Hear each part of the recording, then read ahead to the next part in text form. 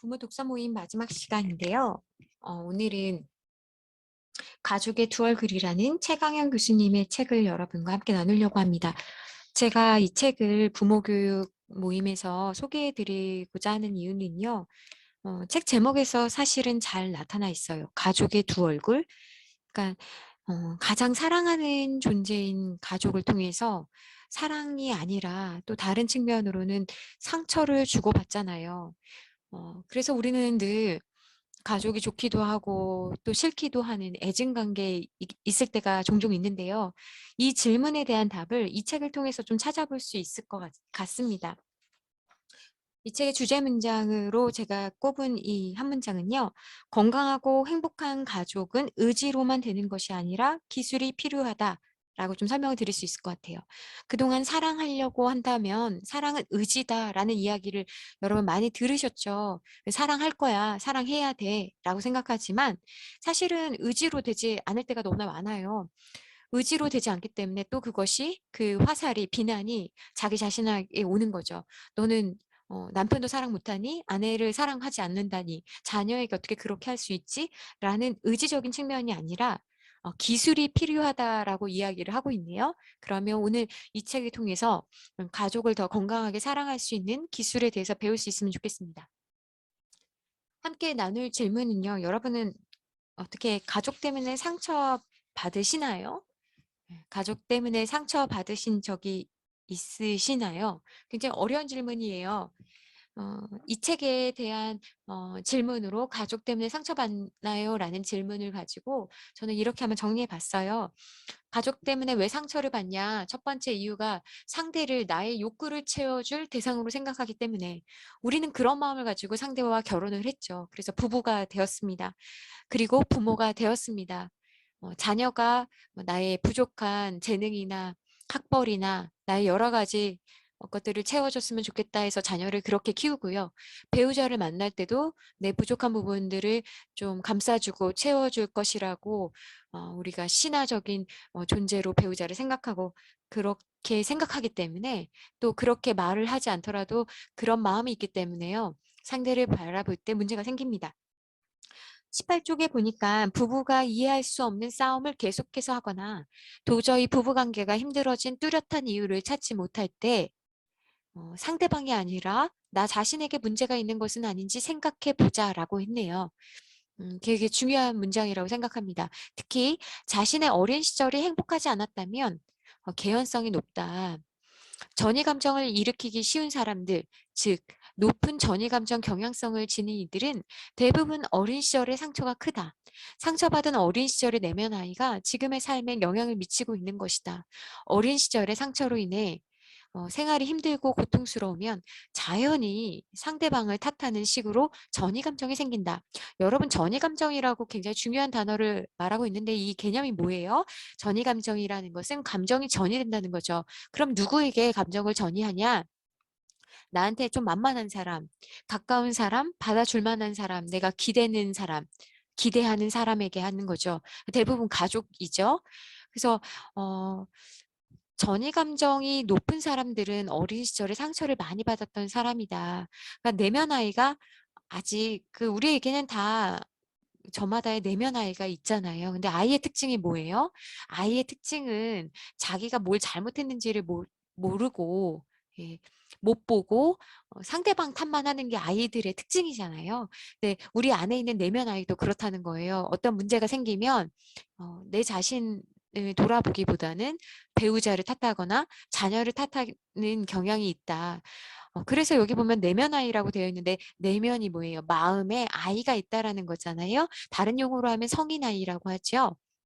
몸은 성인이 돼서 다 자랐는데 내 안에 여전히 어린 시절에 상처받은 아이가 있다.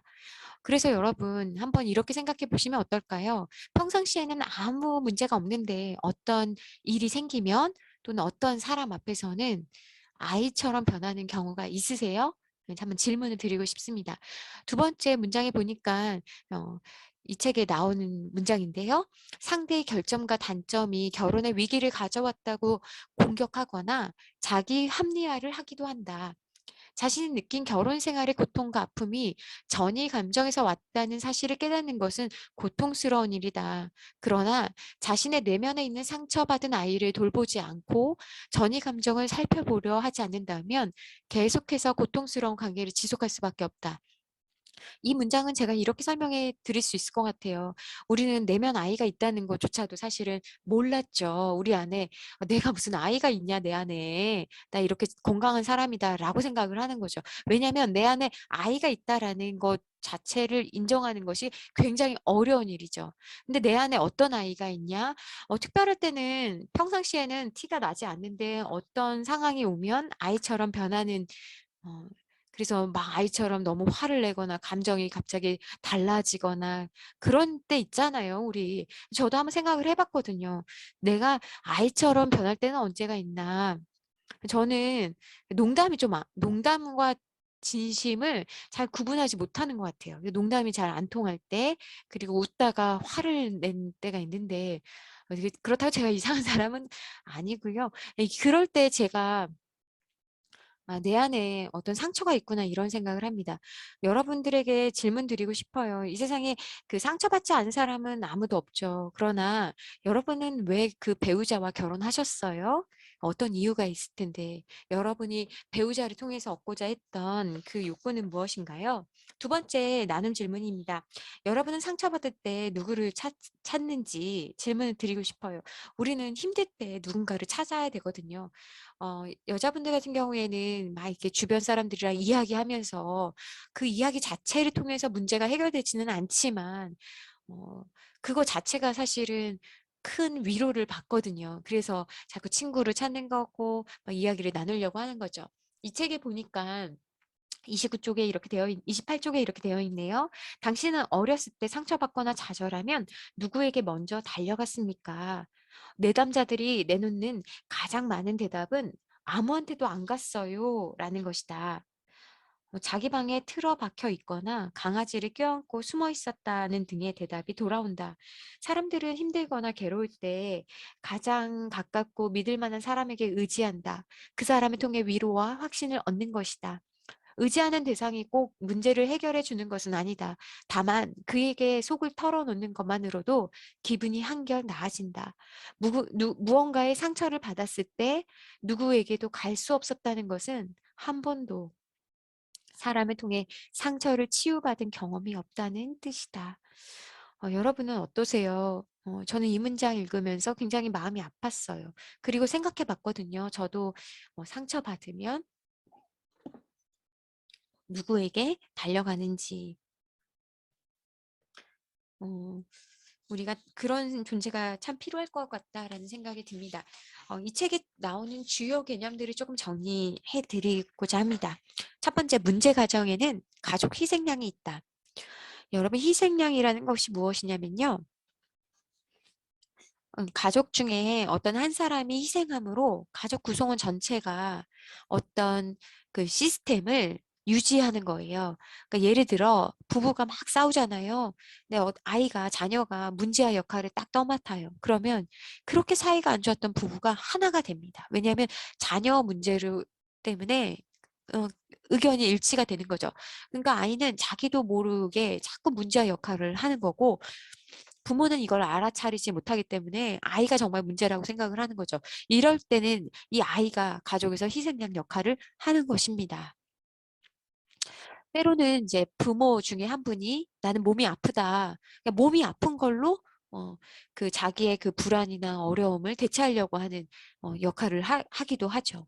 그래서 여러분 두 번째는 뭐냐? 불안이 심할수록 삼각관계로 해결하려고 한다라고 이렇게 쓰여 있는데요. 169페이지에 삼각관계가 뭐냐면 삼각관계 하면은 거의 뭐 연인 사이에서만 있는 거라고 생각하실 수 있는데 그게 아니라 가정에서 가족이 어려움이 생기면 자녀를 내 편으로 삼거나 또는 뭐 자녀가 아니래도 어떤 다른 예를 들면 종교를 끌어올 수도 있고요. 아니면 일을 끌어올 수도 있는 거예요. 그래서 나는 우리 집에 가는 것보다는 차라리 일을 하는 게 좋다라고 생각하고 남자들 같은 경우에는 야근한다 그러고 집에 안 들어오는 늦게 들어오거나 대부분 그냥 밖에서 오랜 시간을 보내려고 하는 경우가 있거나 아니면 자녀를 내 편 삼아가지고 배우자를 공격하거나 왕따를 만들거나 예, 그런 일들이 되게 많다라는 거죠. 그래서 여러분은 어떤 삼각관계를 혹시 형성하고 있는지 또는 내가 뭐 힘들 때 누구를 편 잡아서 삼각관계로 문제를 해결하려고 하는 것인지 그것이 여러분이 믿는 하나님일 수도 있고요. 또는 남편일 수도 있고 아니면은 강아지일 수도 있고 자녀일 수도 있고 일일 수도 있고 뭐 여러 가지가 있을 수 있습니다. 돈일 수도 있고요. 그것이 무엇인지를 알아차리면 좋겠습니다. 방어 기제를 좀 정리하면 좋겠어요. 왜냐하면 이 책을 읽으면서 여러분들이 조금 이해하실 수 있어야 되거든요. 첫 번째 투사는 뭐냐면요. 내 감정을 다른 사람이 느끼는 것처럼 말하는 거예요. 자녀 키울 때 많이 그러죠. 너 이거 먹기 싫지? 너 이거 안 할 거지? 뭐 이런 식으로 다른 사람이 느껴야 되는 거를 내가 대신 읽어주면서 그렇게 생각하게 만드는 거죠. 동일시는 뭐냐면 약간 비슷한데 너랑 나랑 똑같다. 그러니까 여자친구들 같은 경우에 그런 게 되게 많죠. 내가 좋아하는 건 너도 좋아한다고 생각하게 만드는 거. 그러니까 내 배우자는 내가 제일 잘 알아요. 라고 이렇게 사람들한테 막 말하는 거 또는 자녀들에게도 어, 자녀의 문제가 생기면은 학교나 이렇게 찾아가서 우리 자녀는 그럴 리가 없다라고 생각하거나 또는 이런 경우도 많죠. 가정 안에서 문제가 일어나면 예를 들면 평상시에는 시부모님에 대해서 대소사 하나도 챙기지 않는 남편이 예를 들면 어떤 일이 생기면 당신 지금 우리 부모한테 이렇게 하는 거 나 무시하는 거라고 하면서 막 싸우려고 할 때 이런 게 동일시하는 거죠. 예, 세 번째는 억압, 감정을 그냥 누르는 것. 네 번째 부인은 뭐냐면 현실을 인정하기가 어려우니까 그런 일 없다라고 우리는 되게 행복한 가정이라고 부인하는 거. 그러니까 지금 현재 일어난 문제나 상황이나 이런 것들을 부인하는 것. 반동 형성은요, 자기가 느끼는 감정이랑 반대로 행동하는 거예요. 그러니까 만약에 우리 초등학교 때 이런 일 많았잖아요. 좋아하는 애가 있으면 그냥 좋아하는 마음을 가지고 좋게 행동하면 되는데 어떻게 해요? 짓궂게 막 고무줄 끊고 막 그렇게 하잖아요. 자기 감정 안 들키고 싶어서. 이런 것들이 반동 형성입니다. 여섯 번째는 합리화예요. 합리화는 뭐냐면 어, 자기가 어떤 이유에 대해서 정직하게 내가 이런 감정 때문에 생각 때문에 이렇다라고 정당하게 이유를 내는 것이 아니라 예, 다른 걸로 핑계 대는 거죠. 이런 게 합리화예요. 예, 이게 건강하지 못할 때 일어나는 반응들이죠. 태행은 뭐냐? 어린 시절 행동으로 돌아가는 거예요. 그러니까 아이들이 배변 훈련이 다 끝났는데도 초등학생 아이들인데도 스트레스 받거나 긴장하면은 오줌 싸거나 잠꼬대하거나 막 그런 거. 그리고 어른들도 막 화내거나 이상하게 막 아이처럼 구는 방식이 태행한 거죠. 전치는 뭐냐면 아무 상관없는 사람한테 그러니까 이 일과 상관없는데 감정을 그냥 약하니까 쏟아내는 거예요. 그래서 뭐 아파트 경비원한테 그러기도 하고 회사 직원들한테 그러기도 하고 강아지나 배우자나 자녀들한테 내 감정을 막 쏟아내는 게 이게 아주 건강하지 못한 전치죠. 승하는 뭐냐면 내가 힘들 때 이거를 글로 예술로 자기 발전의 계기로 자기를 성찰할 수 있는 계기로 전환하는 게 승하예요. 승하는 굉장히 건강한 방식입니다. 열 번째 분노를 자기에게 전향하는 거는 뭐냐면 화가 나는데 다른 사람한테 어떻게 할 수가 없으니까 자기한테 화를 내는 방식인 거예요. 자기를 비난하거나 자기의 몸을 자해하거나 이런 방식이요. 내사는 뭐냐면 다른 사람의 말이나 생각을 들으면서 그 말이 틀릴 수 있잖아요. 그 말이 정당하지 않을 수 있잖아요. 그런데 그 말이 맞다라고 생각하는 거. 그러니까 다른 사람의 말을 내 안으로 가져와서 어, 내 것처럼 믿는 거가 내사죠. 예. 그래서 여러분 가족 관계를 좀 정리할 필요가 있는데 아까 말씀드린 거랑 똑같아요. 그 부모가 있는데 자녀를 아빠 편 만들거나 엄마 편 만들거나 자녀가 아니라 종교를 그렇게도 할 수 있고 결탁 관계는 뭐냐면 엄마와 자녀가 한 편이 되어 가지고 어, 하거나 또는 아빠와 아들이 한 편이 되거나 예, 그런 경우가 결탁 관계고요. 일탈 관계는 뭐냐면 부모가 자녀의 일탈로 각각 흩어지는 거예요. 그러니까 다 따로따로인 가정인 거죠. 그래서 이걸 모형으로 좀 만들어 보면 이 모양은 이탈 가족 관계인데요. 서구 사회에 가장 많고요. 약간 걸쳐 있어요. 잘 만나지도 않고요. 잘 알지도 못해요. 예, 이런 관계가 이탈이고요. 금우라는 뭐냐면 동양 사회에 되게 많죠. 그러니까 부모님의 꿈이 내 꿈이고 내 꿈이 부모님의 문제고 지나치게 응집되어 있고 의존적이고 과보호. 그러니까 우리는 한 명이 뭐 그러면 다 쫓아가잖아요. 이모, 삼촌, 고모 뭐 이게 우리나라의 좀 문제죠. 그러니까 우리는 분화가 잘 안 되죠.